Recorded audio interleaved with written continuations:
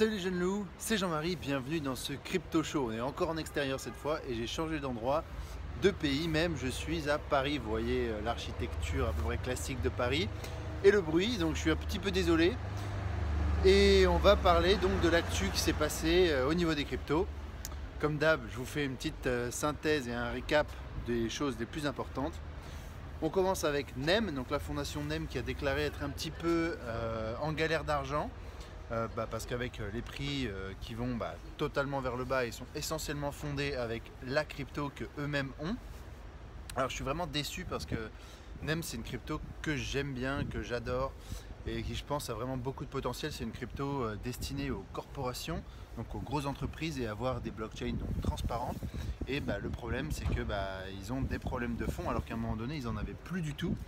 Et ils sont en Malaisie essentiellement, ils avaient ouvert un incubateur en Malaisie, ils sponsorisaient les projets NEM, ils payaient des développeurs, etc. Donc là ça me fait un petit peu mal au cœur de voir qu'ils sont en galère, mais j'espère que ça va aller mieux par la suite.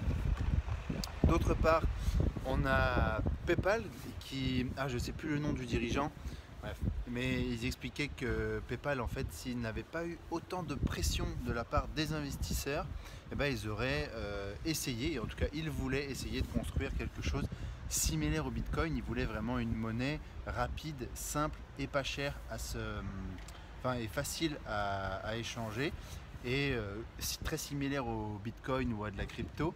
Mais à cause de la pression des investisseurs, ils ont opté pour des choses un petit peu plus traditionnelles et classiques. Et ils s'en sont très bien portés, comme on le connaît, mais actuellement, maintenant, on peut penser que ça va être supplanté par des solutions plus orientées crypto, et donc Bitcoin peut-être devenir la monnaie mondiale. Ça, l'avenir nous le dira. Ensuite, on a Quadricax, c'est un gros exchange qui a quelques problèmes parce qu'ils n'ont plus accès à 145 millions de dollars à cause de la mort subite d'un de leurs dirigeants, et lui seul avec les privés.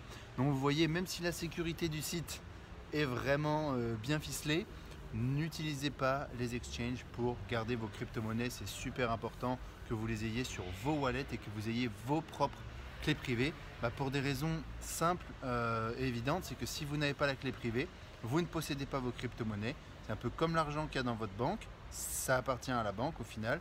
C'est pareil pour l'exchange. Si l'exchange est piraté, si l'exchange tombe en termes de fonctionnalité, et en tout cas si par exemple il est saisi par le fisc ou les autorités, ils vont prendre vos crypto-monnaies avec. Et dans un cas qui est rarement cité mais qui peut se produire, la preuve, si un de leurs dirigeants est le seul à avoir certaines clés privées, donc le seul à avoir accès au compte, et bien évidemment les autres personnes n'ont pas accès au compte, et là seuls les ordinateurs quantiques pourraient craquer une clé privée, et le jour où les ordinateurs quantiques sont là, tout le monde est en danger. Donc en fait, ça ne sera pas la solution au problème. Ensuite, on a Malte qui, à force d'attirer autant de compagnies blockchain, on l'a bien vu avec Binance, commence à attirer l'œil de certaines personnes qui s'occupent de la régulation, et donc ils sont sous le radar, et je vous tiendrai informé de ce qu'il en est par la suite. C'est à peu près tout ce que je voulais vous partager. C'est rapide, efficace aujourd'hui. Et en attendant, je vous dis, pensez à liker la vidéo, mettez un commentaire, ou alors je vous dis à la prochaine vidéo. Ciao, ciao.